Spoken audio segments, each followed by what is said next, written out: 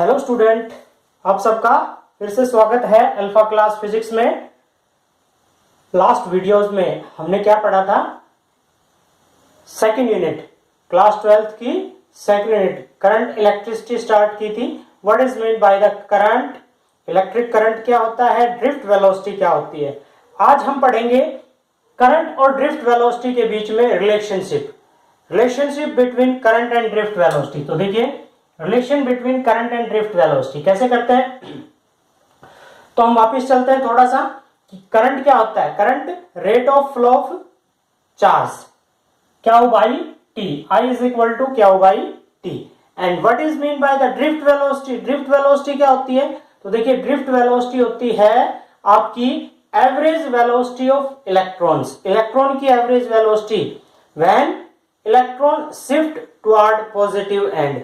जब किसी भी कंडक्टर पे इलेक्ट्रिक फील्ड अप्लाई किया जाता है, या ये कहें कि उस पर हम किसी बैटरी को कनेक्ट करते हैं, तब इलेक्ट्रॉन जो शिफ्ट होते हैं किधर? पॉजिटिव एंड की तरफ। तो ये आपका पॉजिटिव एंड, ये नेगेटिव एंड। तो पॉजिटिव एंड की तरफ जब इलेक्ट्रॉन्स शिफ्ट हो रहे हैं, तब उनकी एवरेज वेलोसिटी क्या कहलाती है? Drift velocity. तो देखिए, करंट किसके इक्वल हो गया? Q by T. तो अपने पास हमने ले लिया एक कंडक्टर, कोई भी वायर ले ली। इस वायर की लेंथ हमने कंसिडर की L, और इसका area of cross section, it means इसकी मोटाई हमने A कंसिडर कर ली। अब माना n नंबर ऑफ इलेक्ट्रॉन्स हैं पर यूनिट वॉल्यूम। इस वायर के अंदर, इस कंडक्टर के अंदर एक यूनिट वॉल्यूम में कितने इलेक्ट्रॉन्स हैं? n। तो इसका टोटल वॉल्यूम कितना हो जाएगा? Area into length Al।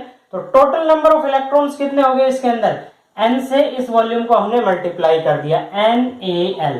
According to quantization of electric charge, जो हमने फर्स्ट यूनिट के फर्स्ट चैप्टर में पढ़ा था कि Q is equal to Ne plus minus Ne, plus minus, plus for positive charge, negative for electrons के लिए। तो यहां पे हम क्या ले रहे हैं? चार्ज इलेक्ट्रॉन्स है, तो Ne कंसिडर कर लेते हैं।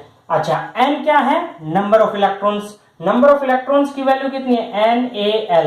तो यहां पे पुट किया तो टोटल चार्ज कितना आ गया? इस वायर के अंदर टोटल चार्ज हो गया आपका NaLe। ठीक है। अब देखिए, वेलोसिटी का फॉर्मूला क्या होता है? Displacement upon time. डिस्प्लेसमेंट कितनी लेंथ है इसकी? L। तो डिस्प्लेसमेंट अपॉन टाइम। अब टाइम की वैल्यू फाइंड आउट करते हैं। तो देखिए, टाइम किसके इक्वल होता है आपका? टाइम को इधर लेके आए, वेलोसिटी को नीचे ले गए, L अपॉन में Vd। Vd is the drift velocity. T की ये वैल्यू और Q की वैल्यू उठा के अपने पास इस इक्वेशन में पुट की, I is equal to Q by T. Q की वैल्यू पुट की NaLe अपॉन में T की value L by Vd। L से L कैंसिल, Vd ऊपर गया। तो रिलेशन बिटवीन करंट किसके इक्वल आ गया? I is equal to NeaVd। ये क्या है? Relation between current and drift velocity. Okay, तो अब चलते हैं हम किस पे? अगले टॉपिक पे। अगले टॉपिक पे हम पढ़ेंगे क्या? Relation between potential and current. Current और पोटेंशियल में, तो पोटेंशियल जानते हैं क्या होता है? देखिए, पोटेंशियल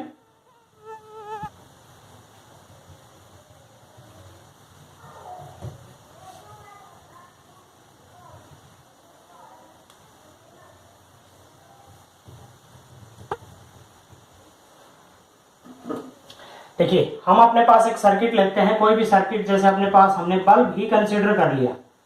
ये क्या है? बल्ब। और इस पे हमने कोई भी सेल या बैटरी कनेक्ट की। ये हम 10th क्लास में पढ़ चुके हैं। पोटेंशियल क्या होती है? Maximum EMF. ईएमएफ क्या है आपका? Electromotive force. और मैक्सिमम ईएमएफ कब होती है? जब सेल ओपन सर्किट में होता है। और जब इस सेल को किसी कंडक्टर या ये कहें किसी रेजिस्टेंस के साथ कनेक्ट कर दें, तो उसमें क्या आ जाती है? Potential difference. पोटेंशियल डिफरेंस को वोल्ट मीटर से मेजर करते हैं पैरेलल कॉम्बिनेशन में। और अपने पास यहां पे हमने ले लिया एमीटर। ठीक है। यहां पे हम इसकी पोटेंशियल को अपने अकॉर्डिंग कम या ज्यादा कर सकते हैं। तो देखिए, ओम्स लॉ। ओम्स लॉ क्या होता है?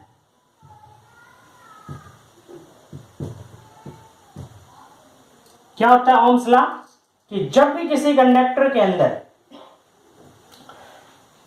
हम पोटेंशियल को मेजर करेंगे तो जो पोटेंशियल है वो डायरेक्टली प्रोपोर्शनल होगी करंट की, कि जितना ज्यादा इसमें करंट फ्लो होगा उतनी ज्यादा इसकी पोटेंशियल, या ये कहें कि जितनी ज्यादा पोटेंशियल उतना ज्यादा current. V is directly proportional to I and एक कांस्टेंट क्वांटिटी यूज करते हैं RI। What is the R? R क्या है आपके पास? रेजिस्टेंस, प्रतिरोध। हिंदी में क्या कहेंगे इसको? प्रतिरोध। किसका? इस बल्ब का। इस बल्ब का रेजिस्टेंस जो एक कांस्टेंट क्वांटिटी होती है आपकी, तो V is equal to R I. R क्या है अपने पास? ये रेजिस्टेंस। रेजिस्टेंस भी बोल देते हैं कई, प्रतिरोध हिंदी में, और इसकी यूनिट होती है अपनी ओम, OHM। और इसका जो सिंबल है, ओम का सिंबल क्या होगा? इस तरह से एक कैप बना दी हमने, ये ओम का सिंबल है। तो R इज इक्वल टू किसके इक्वल आएगा? V अपॉन में I। तो 1 ओम की डेफिनेशन यदि हम देना चाहें तो 1 ओम इज इक्वल टू किसके इक्वल होगा? जब किसी सर्किट में 1 वोल्ट पोटेंशियल फ्लो हो और 1 ampere current, 1 volt potential drop हो और 1 एम्पियर करंट, तो वो किसके इक्वल होगा? अपने 1 ओम के। ओके, तो ओम्स लॉ। अब ओम्स लॉ के बेस पे हम ohmic devices, what are the ohmic devices? ohmic device which obey ohms law, जो ohms law का obey करते हैं। तो जनरली सभी कंडक्टर ohms law का obey करते हैं, बट कुछ हैं ऐसे जैसे सेमी कंडक्टर जो हम 9th यूनिट में पढ़ेंगे। सेमी कंडक्टर का अर्थ होता है अर्धचालक। इनके अंदर क्या होता है कि ये इक्वेशन जो अपने पास आई है ये एप्लीकेबल नहीं है। अच्छा, अगर हम ग्राफ प्लॉट करते हैं V और I के बीच में, तो V और I का जो ग्राफ है वो स्ट्रेट लाइन ग्राफ आएगा। This graph shows Ohm's law. Ohm's law को शो कर रही है ग्राफ कि V is directly proportional to I। But semiconductor के लिए ग्राफ जो है वो इस तरह का प्लॉट नहीं होगा। इस तरह से कर्व शेप में आ सकता है, या इस तरह का जो ग्राफ है वो सेमीकंडक्टर डिवाइसेस के लिए आ सकता है। तो ओके, हमने पढ़ा ohmic devices which obey Ohm's law, non-ohmic devices which does not obey Ohm's law, जो Ohm's law का obey नहीं करता, जिनके अंदर ये इक्वेशन एप्लीकेबल नहीं है। तो इस पर अपने क्वेश्चन करने हैं। मिलते हैं कल फिर। ओके बच्चों, बाय।